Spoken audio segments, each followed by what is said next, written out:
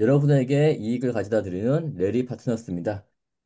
오늘은 또 DI 동일과 함께 하겠습니다. DI 동일은 항상 저희와 함께하는 또 동일이 되겠습니다. 자, 우선 이제 회사에서 주주에게 내용 증명을 보냅니다. 이거는 주주가 6월 12일자로 회사로 이제 공문을 보냈고 거기에 대한 답신인데요. 여기 수신자 김기철 씨는 부산에 있는 DI 동일 주주이자 변호사입니다.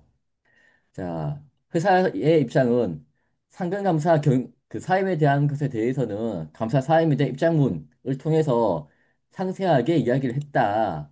그리고 그 다음 페이지 보시게 되면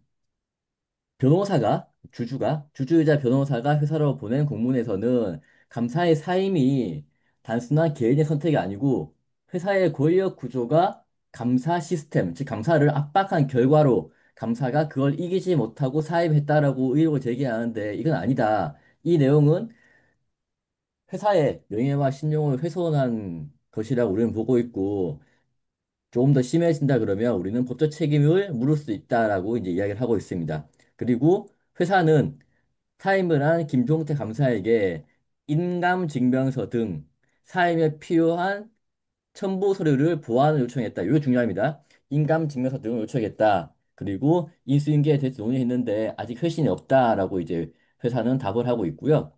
다음 페이지 보시게 되면 이제 여기서 중요한 게 잔액증명서, 잔고증명서를 통해서 임시 주주총회 소집을 청구를 한 소수 주주의 의견을 확인했다. 근데 주주권을 발동하려 그러면 증빙수단인 소유자 증명서를 내야 된다. 소유자 증명서의 보완 제출을 요청드린다라고 이제 회신을 했습니다. 그랬더니 이걸 받은 주주가 회사로 다시 내용 증명을 보냅니다. 수신은 DI 동일, 발신은 김기철 이렇게 되고요. 임시 주주총회 소집 청구를 한다라고 보낸 거고 보시게 되면 이제 자, 김종태 감사가 5월 말에 일신상의 사유로 이제 사임계를 제출했다. 그리고 회사의 입장문 보도자를 볼 때 감사 사임은 정식으로 공시를 한 적이 없다. 등기 역시 아직 되지 않아가지고 주주는 이제 이 사건에 대해서 명확하게 알고 있지 못하다. 그리고 언론 보도에 따르면 여러 자료를 요청했는데 회사의 비협조로 감사 업무에 어려움을 겪은 것으로 알려져 있다. 그리고 여기에 대해서 기준 위반 등에 대해서는 이제 확인이 어려워질 수 있다는 전망도 나오고 있다. 이건 개인의 선택이 아닌 정상적인 권력 구조가 감사를 압박한 결과다라고 이제 보낸 거죠. 요거 중요합니다. 요거 뒤에서 다시 설명을 드릴게요. 그러면서 이제 첨부로 언론 기사를 두 개 이제 첨부를 하고 잔액증명서, 잔고증명서를 이렇게 등기 우편으로 이제 보냈다인 거고요. 여기서 이제 저는 이제 의혹을 제기하는 게 다음 페이지가 DI 통일 소액주주연대 윤리장 선생님이 회사에 감사를 만나고 와서 그 후기를 올린 거거든요. 자, 이게 이제 감사와 IR 팀장을 만났었는데 만나고 나니까 그때 했던 이야기가 뭐냐면 지급 수수료 부분에 대한 증빙을 받는데 한 달 넘게 걸리는 등 애로사항이 있다라고 감사가 언급을 했고 IR 팀장은 그 자리에 있었음에도 불구하고 그 현장에서 그런 일이 없었다라고 이야기를 하지 않는 걸 보면 실제 자료 증빙에 대해서 지연이 있었다는 거를 사실로 판단하고 있다. 라는 걸 만나고 와서, 그러니까 IR 팀장 그리고 감사를 만나고 와서 올린 글입니다. 근데 기, 기사는 이 글이 올라오고 난 후에 이 글을 참고로 해서 기사가 나옵니다. 다음 페이지 보시면 DR 도ling 주주연대 측 상근감사 사임, 감사체계 개선 난항, 그리고 김종태 감사가 사임계를 제출한 배경에 대해서 관심이 쏠린다. 공식적으로는 일신사의 사유인데 일각에서는 회사와의 소통 문제를 느꼈을 것으로 봤다. 여기서 일각은 주주연대입니다. 주주연대 대표가 그렇게 올렸기 때문에. 그리고 김종태 감사는 두 달 가까이 내용을 받지 못한 것을 알려졌다. 이런 걸 알린 사람 역시도 주주연대입니다. 이러다 보니까 주주연대가 이야기한 내용을 기사로 쓰고요. 그 기사를 다시 인용을 해서 내용 증명을 보낸 거기 때문에 이거는 문제가 좀 있지 않나라고 생각이 들고요. 자, 그리고 지난주에 김종태 감사님이 종목 토론실, 네이버 종목 토론실에 글을 올리는데 우선 이거는 진짜 김종태 감사인지 아닌지 확인된 바는 없는데 우리는 이걸 김종태 감사가 올린 걸로 가정을 하겠습니다. 자, 디아의 동일 김종태입니다. 사직서를 인사 담당 임원한테 드렸고, 제출을 했고, 또 잘 안 된 것 같아가지고 직접 전화도 했다.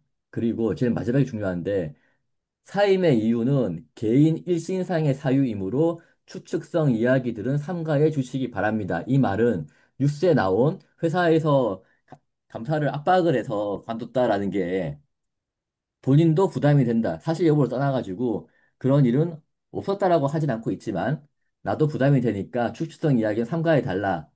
내아의 사임은 일신상의 사유다라고 이야기를 하는 거죠. 그래서 이게 정리 좀 해보면 저는 이런 이슈가 있으면 모두가 다 사실만을 이야기하고 있다고 생각합니다. 대신 본인한테 유리한 것만 이야기를 하죠. 감사는 사임서를 제출했고 회사는 인감증명서 등을 못 받았다고 합니다. 인감증명서가 없으니까 회사 입장에서는 사임 등기를 할 수가 없고요. 그리고 그 서류에 대해서 명확히 입증을 하기가 어려워집니다. 법적으로 그렇죠. 사임 등기를 하려 그러면 꼭 인감증명서 있어야 되고요. 그리고 주주한대 내용 증명에도 아까 말씀드린 것처럼 감사 업무를 제대로 못했다는 의혹은 주주연대 회장의 글에서 처음 제기됐는데 이걸 인용한 기사를 가지고 와서 언론에서 의혹을 제기한다고 적으면 회사의 입장에서 좀 납득하기 어려울 걸로 보고 있고요. 기사에 보면 주주 제한 후에는 2주 안에 주총을 소집해야 된다라고 하고 있는데 이건 사실이 아니고요. 법은 지체 없이 되어 있기 때문에 정해진 기한이 없습니다. 뭐 적당한 시기에 하면 되고 다만 주주연대 그 변호사님이 회사로 보낸 내용 증명에는 그냥 지체 없이 대체해 주시기 바랍니다라고 적혀 있습니다. 이건 뭐 기자분이 잘못 적은 것 같고 자, 이제 회사에서는 이제 잔고증명 말고 소유자 증명서를 내라고 하는데 이거는 맞습니다. 전자증권법에 따라가지고 소유자 증명서를 내야 되는데 상법에는 이렇게 명확하게 되어 있지 않거든요. 주주면이라고 되어 있기 때문에 보통은 가처분을 내게 되면 법원에서는 아니 입증만 하면 되니까 가처분이니까 이 임시로 하는 거 아니냐. 그러면 이거 뭐 잔고증명 가지고도 인정해 줄 수 있지 않냐라고 이야기를 하는 경우가 많고요. 본안 심리 들어가면 소유자 증명서를 요구하는 경우가 많습니다. 저는 어떤 일이 있었냐면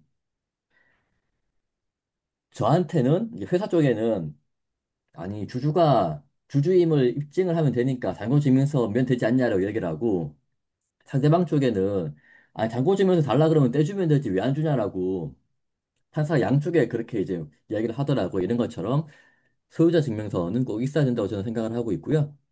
회사 입장에서는 잔고 증명을 인정해 줄지 안 해줄지에 대해서는 회사가 판단을 하는 게 맞는 것 같습니다. 예,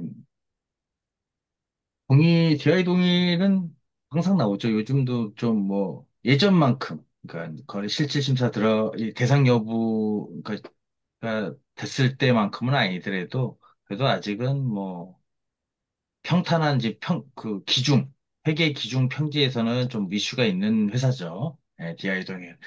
주가도 많이 올랐다가 지금 다시 3만 원대로 내려와가지고, 그 핵심이 주주연대 동력이 좀 많이 소진된 거 아닌가라고 생각을 좀 들고 있고요. 어찌됐건 지금의 DI 동일의 핵심 이슈는 이제 신민석 주주 쪽에 주주 제안을 통해서 선임된 김종태 회계사님이시죠. 감사님이 급작스러운 사임, 음, 그 사임에 대해서 이제 이슈가 있는 거고, 그럼 그 사임과 동시에 이제 주주연대는 새로운 또 감사는 있어야 되니까 감사는 있어야 되니까 새로운 감사를 빨리 선임해서 회사를 조금 더 감시하자 뭐 이런 내용인 것 같아요. 여기 회사에서 이제 뭐 주주인 김기철 씨한테 법원도 뭐 변호사시니까 이전에 이제 내용 증명 온 게 있죠. 온 게 있으니까 이거에 대한 회답으로 이제 요 6월 12일자 공문에 대한 회신으로 이제 뭐 보내드렸던 것 같고 요게 임시주주총회 청구의 건을 아마 요 김기철 주주님께서 DI 동의에 요청을 하신 것 같고요. 잘 아신 것 같아요. 당연히 감사가 사임했으면 이제 새로운 감사를 뽑아야 되는 게 맞죠. 예. 뭐 법상으로는 공석은 아니죠. 예. 그리고 그 뒤에서 나오면 뭐 아까 이제 우리 홍차영 님도 얘기하셨지만 다 자기들만의 사실, 거짓말은 아니지만 내한테 유리한 사실들만 나열하는 내용인 거고요. 이 조금 제가 봤을 때는 저희 이제 공시 담당자나 이런 입장에서 봤을 때는 음, 이게 첫 번째는 뭐, 이 뒤에서 보시면은 이제 요거 이제 김기철 씨가 얘기한 거에 대해서 뭐, 감사 사임과 관련된 공시를 한 사실이 없고, 사회이사는 사임하면 별도의 공시가 있는데, 감사는 별도의 공시가 없죠. 그렇기 때문에 뭐, 그렇다고 해서 뭐, 자율공시로 뭐, 이렇게 내기도 좀 그렇고, 그리고 감사는 예전에도 몇 번 얘기를 드렸던 것 같은데, 감사는 사임이 안 됩니다. 그러니까 사임계를 제출하면 회사가 빠른 시일 안에 주주총회를 열어서 이후 감사를 선임해야 되는 겁니다. 등기감사님의 사망을 제외하고는. 근데 그 후임 감사가 선임되기 전까지는 사임이 안 되는 거죠. 자본금 10억 이상의 회사에 대해서는. 그래서 사임계하고 인감증명 뭐 이런 거 재반서를 다 냈다고 하더라도 등기가 안 돼요. 그래서 등기 역시 아직 이행이 되지 않은, 이건 좀 제가 봤을 때는 이게 변호사하고 율사분이 이런 얘기를 한다라는 거는 뭐 조금 의아한, 뭐 변호사님들이나 율사분들이라서 자기 좀 관련 전문 분야가 있기 때문에 상법 전문이라든지 아니면 자동법 전문이 아니시면 뭐 잘 모를 수 있는 내용이긴 합니다. 근데 이런 건 아주 기본적인 건데, 그 상법에서 이제 감사는 이게 등기가 안 된다라는 거. 후임 감사가 오기 전까지는 등기가 안 된다라는 건 기본적인 거고. 그리고 이제 그런 부분에서 얘기를 했던 거고, 이제 요 부분은 이제 김기철 씨하고 윌리장님하고 다른 사람이죠. 예, 다른 사람이기 때문에, 아, 이 김기철 씨가 주장하는 거는, 음, 그 윌리장이 그 IR 팀장님하고 감사하고 미팅한 다음에 했던 거를 기자분들이 받아 써가지고 보도기사를 만들고 제출하고, 어, 한 다음에 그걸 가지고 또 이제 그 기사를 인용해서 봐라. 기자들도 이렇게 되지 않았냐. 그러니까 사람 자체는 다른 사람이지만 어차피 소액주주 연대라는 그 미명 하에서는 뭐 같은 주체인 거니까 좀 도돌이죠, 도돌이. 예, 그러니까 조금 법률가로서는 조금 납득하기 쉽지 않은 행위를 이제 뭐 텍스트를 쳐가지고 보낸 게 아닌가. 어찌됐건 그래도 이분의 니즈는 빨리 주총을 열어서 새로운 감사를 뽑자. 그거고 빨리 주총을 열어야 우리가 주주 제안으로 뭐 우리 소액주주 연대 대표를 감사로 추천하겠다. 주주 제안하겠다. 라는 내용인 것 같아요. 그것을 보면은 이제 정상적인 권력 구조 감사 시스템을 압박한 결과라고. 이거는 이분은 직장생활 안 해보신 분인가? 이거 이런 얘기를 왜 하는지는 모르겠는데 비정상적인 여기 앞에 이제 비가 있죠. 기사 내부의 비정상적인 권력 구조가 감사 시스템을 압박한 결과라고. 근데 이게 처음부터 소액주주 올해 25년 3월 달에 정총했을 때부터 이제 소액주주가 난리 쳐가지고 비정상적인 권력구조를 감시하기 위해 했다고 감사를 집어넣었는데 그거를 못 이겨서 감사가 나갔다. 이런 내용을 이야기하는 건가? 아니면 서로 잘해보려고 들어왔는데 알고 봤더니 뭐 더 심하더라. 원래 감사 자체가 그 회사의 임원들을 감시하고 회사의 회계 처리나 이런 절차 시스템을 감시하라고 집어넣은 건데 비정상적이면은 정상적이 되게끔 주장하고 요청하고 바꾸고 고소고발하고 이렇게 해야 되는 사람인데 그것 때문에 그만뒀다. 그러니까 네가 문제다. 이렇게 얘기하는 거는 감사의 그 의미와 그 존치 방법을 모르는 거죠. 정의를 모르는 거죠. 감사 정의를. 상법상에서 왜 감사를 둬야 되게 하는지에 대한 정의를 모르는 거죠. 그거 하라고 집어넣었더니 그것 때문에 그만뒀다라는 거는 그걸 바꾸라고 집어넣는 건데. 그러면 새로 들어온 사람도 똑같을 건데. 예. 하여튼 좀 그래요. 제가 봤을 때는 김종태 감사님이 그래서 빡쳐가지고 뭐 이런 내용들을 뭐 얘기 들었겠죠. 저희들보다 훨씬 더 내부적으로 뭐 신민석 주주 쪽뿐만이 아니라 다른 이제 연결되신 뭐 소액주주연대 통해서도 계속 뭐 연락도 받고 막 이렇게 했겠죠. 명함도 주고받았을 테니까. 근데 그거에 충분히 소명을 했음에도 불구하고 얘기를 했음에도 불구하고 감사 입장에서 김종태 감사 입장에서 자꾸 네이버 종목 토론만이나 지들끼리 사부작 막 그 의혹이 확대되고 그럼 확대된 의혹이 또 재생산이 되고 이러다 보니 뭐 네이버 종목 토론방에 이분이 진짜인지 아닌지 모르겠어요. 근데 통상 진짜죠. 통상은 진짜이죠. 근데 뭐 물론 이제 회사가 김종태 감사인 것처럼 해서 여기다가 써서 올릴 수도 그럴 가능성도 있습니다. 근데 뭐 이렇게 쓴 얘기는 거의 대부분 본인이 직접 공개적으로 얘기를 한 거라고 받아들이는 게 아주 지극히 정상적인 겁니다. 그리고 뭐 담당 이사인 정의사께 직접 드렸고 이분은 이제 아는 거예요. 이제 뭐 해가지고 제반 서류들을 어차피 지금 줘봤자 지금 주고 임총을 한 석 달 있다 지나면 인감증명서 또 뽑아서 줘야 돼요. 뭐 인감증명서 등기에 관련된 인감증명서는 요즘 이제 뭐 인터넷 발급이 개인이 인터넷 발급 됐다고 하지만 회사의 등기에 관련된 인감증명서는 동사무소 가서 뽑아서 또 줘야 돼요. 석 달밖에 유효기간이 안 됩니다. 그렇기 때문에 필요할 때 임총 열리는 거는 상장사니까 보이니까 언제든지 다시 달라고 하면 준다. 그래도 거기 또 본인도 신규 선임에 필요한 법적 조서 언제든지 제출하고 협조하겠다는 내용 증명 본인이 살기 위해서 내용 증명 보내신 거죠. 이분도 이제 똑똑하신 분이니까. 당연히 이분도 알고 계신 거예요. 신규 선임돼야지만 자기가 빠져나가야 되는 거 뻔히 아니까. 예, 회계사시니까 당연히 아시겠죠. 그리고 그거에 관련돼서 아까 말한 개인의 일신상의 사유. 요 일신상의 사유가 뭔지는 뭐 모르겠어요. 뭐 그 일신상에 나의 클라이언트가 이제 그만해도 된다. 이게 일신상이 될 수 있어요. 일신, 나의 몸. 그리고 추측성 이야기는 삼가. 그렇죠. 삼가하는 게 맞죠. 이거 뭐 본인의 선택인데 그걸 가지고 또 얘기하는 건 좀 그렇고 저희도 좀 자중하도록 하겠습니다. 우리 종태형님. 그런데 그걸 가지고 이렇게 얘기한다라는 건 제가 봤을 때는 좀 의미가 좀 없고 다음번에서도 그렇게 퀄리티가 높지 않다. 이렇게 생각을 하고 있고 주주 제한 이제 했겠죠. 이제 주총 소집 요청을 이제 하면 법적으로 대응을 하는 수밖에 없는 거고, 그럼 소집 결의를 하면 그냥 결의한가 동시에 바로 이제 6주 플러스 한 주, 41일, 뭐 최대한 땡겨가지고 하는 거죠. 네.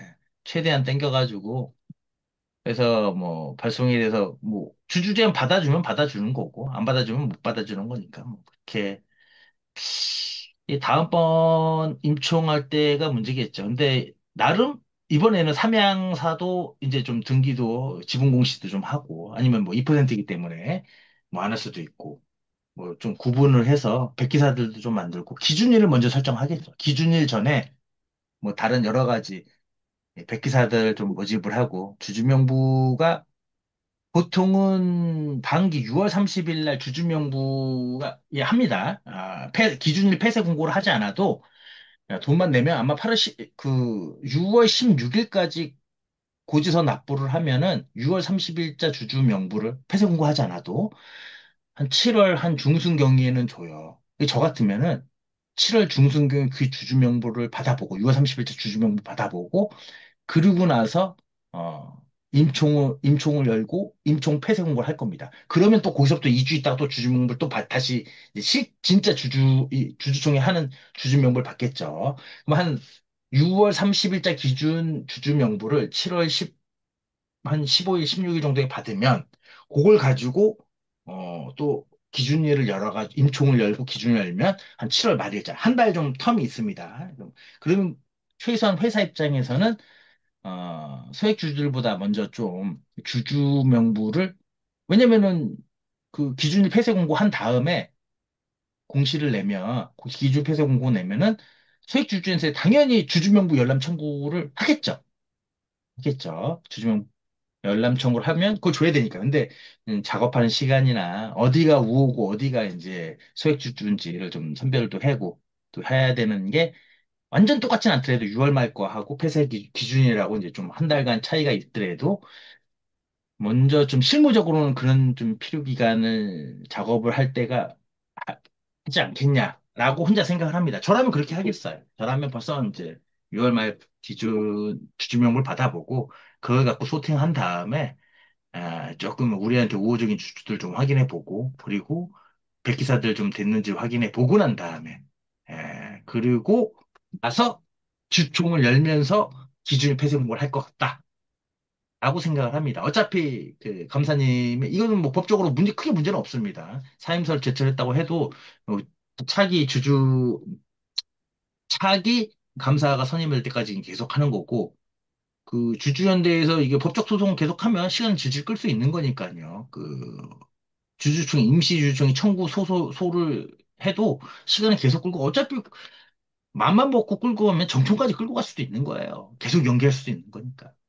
그렇게 되지 않을까라고 생각을 합니다. 네, 다음은 이건 역시 또 재미있는 이슈죠. 콜마 B&H. 자, 기사가 났는데 제목이 내가 준 주식 다시 내놔라. 한국콜마 부자 어쩌다 파국까지. 라는 제목의 기사가 나왔습니다. 저희가 몰랐던 겁니다. 저희는 오빠하고 여동생이 싸우는 걸로 생각했는데 어느 날 아빠가 이제 둘이 싸우지 마라. 잘못된 거다. 콜마 B&H의 경영권을 보장해라라고 이야기가 나왔는데 여기서 이제 하나 재밌는 게 이 아빠가 다음 페이지 보시게 되면 아빠가 이제 자식에게 아들에게 넘겨준 증여를 한 그 주식을 반환하라고 소송을 걸었거든요. 그 반환한 주식의 지분은 13%쯤 되고요. 이렇게 반환을 받게 되면 윤 부회장 아들의 지분은 18%가 되고 밑에 이제 윤 회장 지분 이런 건 지금 이제 계산을 잘못한 거고요. 지금 이런 문제가 있고 하나 재밌는 거는 확실히 내부자는 다릅니다.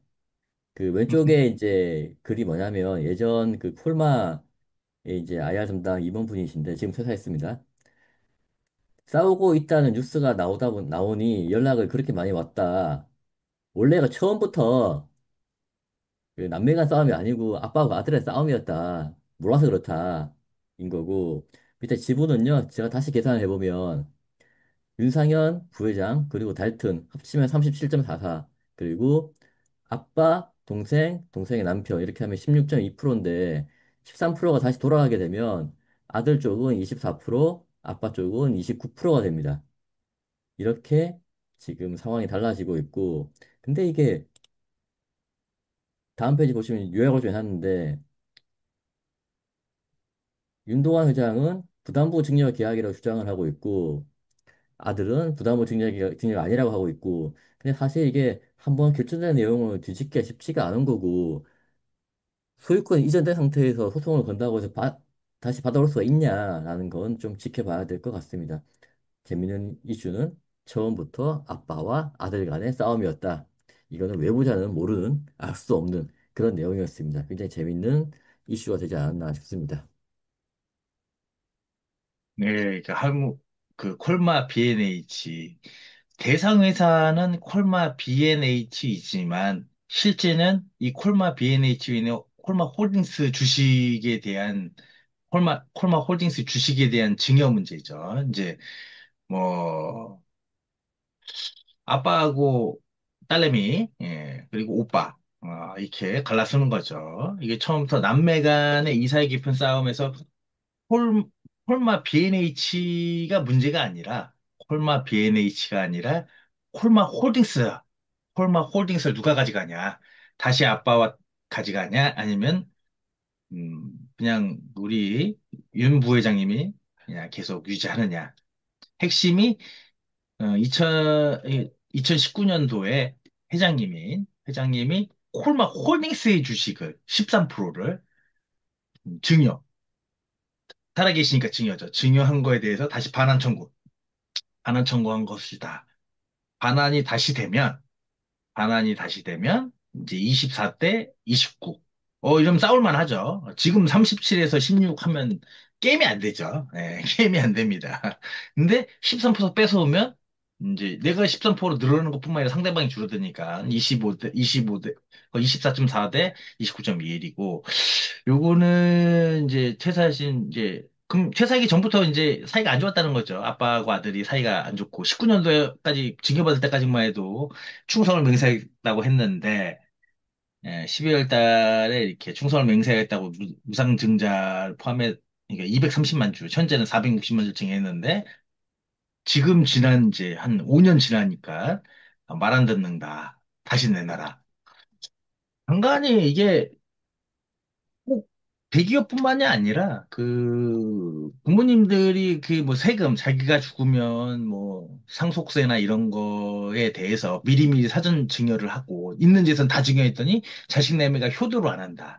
그래서 반환해가지고 다시 증여했던 주식을 다시 반환받는 경우 종종 있죠. 예, 종종 있습니다. 근데 그거는 이제 개인적인 그런 부분들에 종종 있을 때도 세금 문제는 얄짤없거든요. 증여하고 석 달 이내에 증여 취소하지 않는 한 증여세가 어마무시할 텐데 둘 다 수증자 증여자. 근데 뭐 이 사람들이야 지금 입장에서는 이제 첫 번째 그 우리 윤동환 회장님이 부담부 증여였기 때문에 조건이 있었다. 조건이 있었다. 그 조건이 뭔지 모르겠어요. 근데 그 조건이 아마 그 뭐 윤용원 회사 윤용원한테도 이제 폴마 비엔에치는 주는 조건이었다. 이건지는 모르겠어요. 근데 제가 봤을 때는 뭐 그거라고 치죠. 그냥 그거라고 그 여동생 거 안 건드린 조건으로 홀딩스 주식 13%를 준 거다.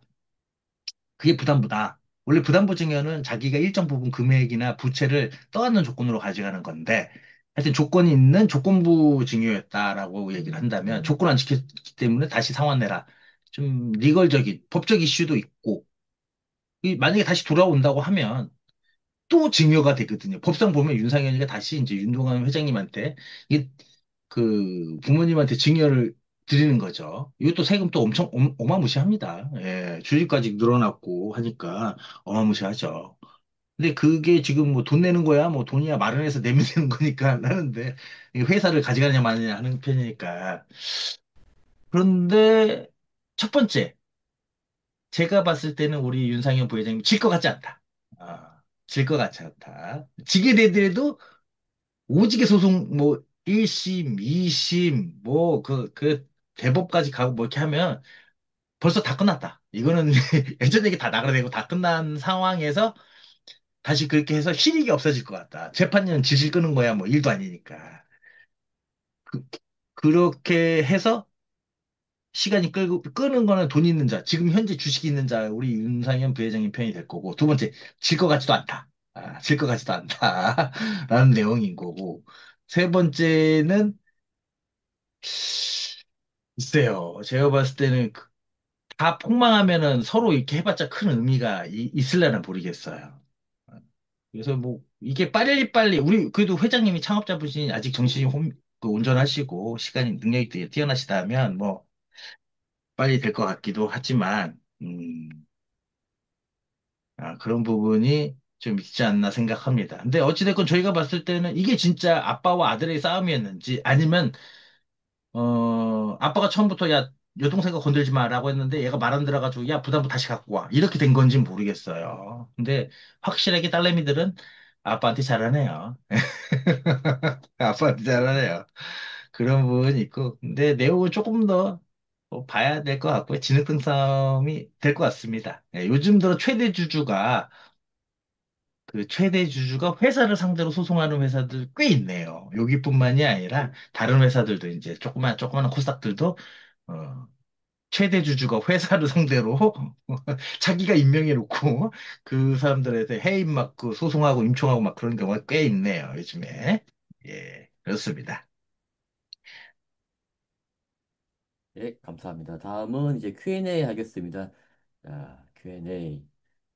유상증자를 진행을 하는데 어떻게 하다 보니까 발행일이 주말이 됐으면 토요일 날이었거든요. 그러면 이 토요일 날 발행을 해도 되나요, 이거? 이게 발행이라는 게, 이 정확히 발행이 뭐 어떤 발행인 건지 제가 잘 몰라가지고, 이 발행이 주금 납입을 의미하는 건지 아니면, 납입일이